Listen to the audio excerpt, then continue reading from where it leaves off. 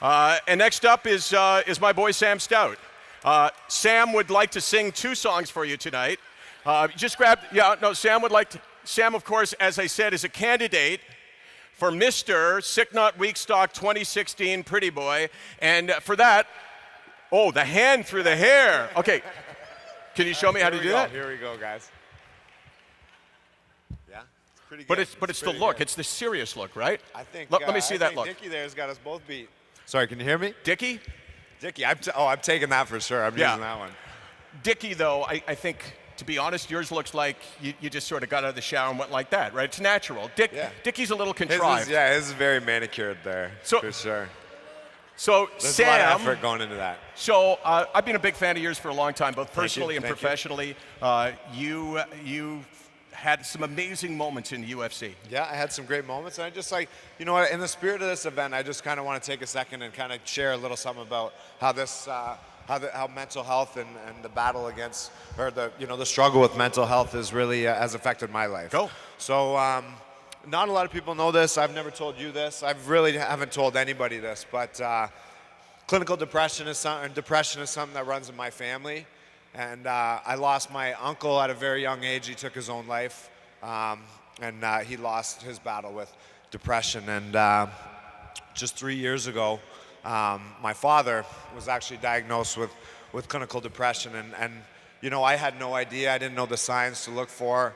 And all I saw is my dad coming home and kind of shutting himself down from all of us. And he never used to be like this, and I didn't understand it. And he was working really hard at the time, and I know he didn't really like his job, and I kind of thought he's just tired. He's coming home, he's crushing a couple beers and going to bed, and he's kind of shutting. He just doesn't. He's not in the mood to talk, and Irish Catholic family, same as Dickie there, and it's not something that we ever talked about. We didn't talk about our feelings in my family. So, eventually it came to the point where my parents were splitting up, and it finally, my dad took a stress leave from work, and I didn't understand why. And he eventually came to me and said, this is something I want to talk to you about, because it's something that can be a genetic trait. So you should really know the signs and symptoms to watch for.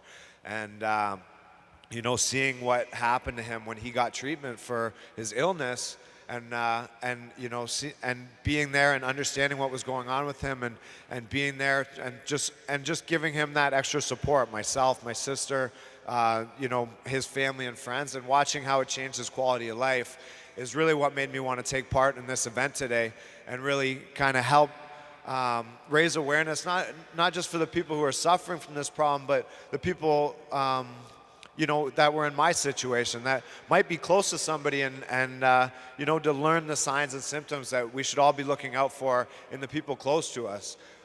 This is something that affects 1 in 5 people. That's a staggering number.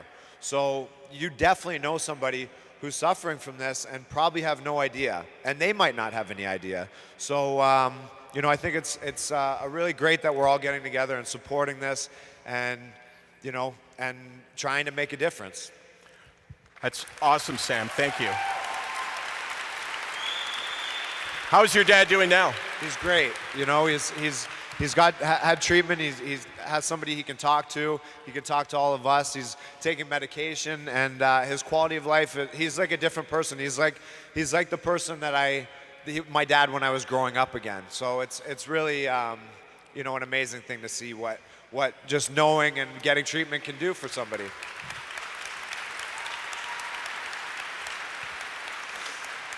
Thank you for sharing that with us, Sam. So you had all these great moments in UFC, right?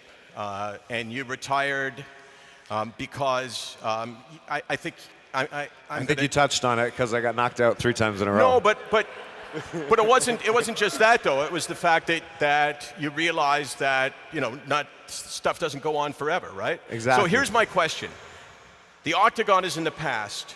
You're here now, Sam Stout, a guy who used to be UFC.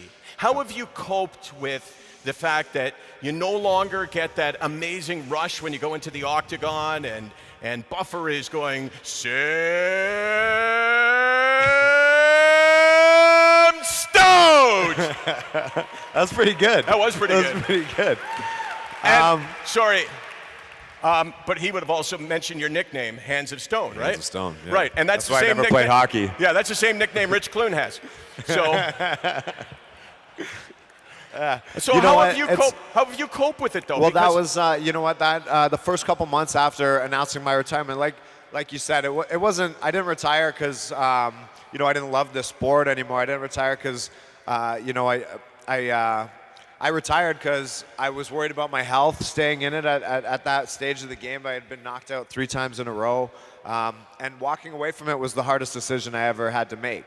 The first couple months, I was really down on myself. I really just didn't know what I was going to do with my life. You know, the UFC is not like some other sports where I'll be comfortable for the rest of my life from the money I made while I was in the UFC. I'm going to have to work again. I'm basically starting my life all over again at 32 years old. So that was, you know, there was a really crushing feeling of anxiety and pressure. And, you know, I got a 2-year-old daughter. I'm like, how am I going to support her? How am I going to support myself? What am I going to do with my life? My whole adult life has been about fighting, and now it's just kind of the rug's pulled out from underneath me. So, you know, I really had to lean on my support system, my family, my friends, and, you know, going through what I did with my father, it kind of made me realize that it's okay to talk to somebody. Even, you know, I went and spoke with a professional about my feelings and about my, you know, what I was going to do, and just having somebody that you can bounce ideas off of and share with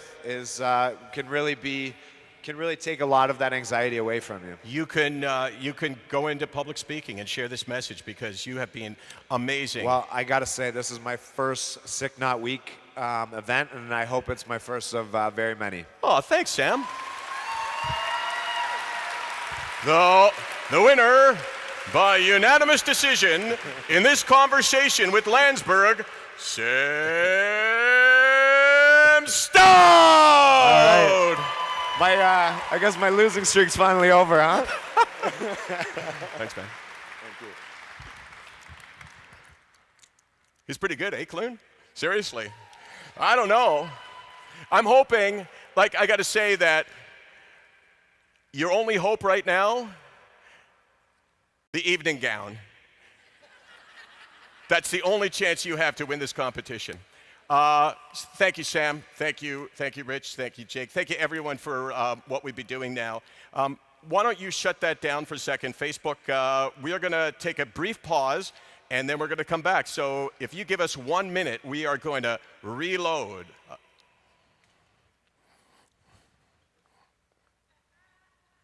I don't know what to say. Oh my God, that's never happened to me before. That was awesome though, Sam. Seriously, that was really great. I think it's amazing. I mean, I called Sam and I thought, you know, he's a guy that I always liked and admired, but I really had no idea that you had that story, and I think that it's made a difference in my day hearing that. And I think you have to go the opposite way. You have to go parent to kid, not just kid to parent. You saw it from your view looking up at your dad, but I can tell you there's a lot of parents in the audience right now, and this is not about your kids necessarily just changing. It's about you making sure that when your kid goes to you, you know, Mom, Dad, I'm struggling, I'm depressed, I have dark thoughts, do not say, and we know people say it, do not say, oh, stop being dramatic, or what do you have to be depressed about? You need to take that seriously. You need to create an environment where your kids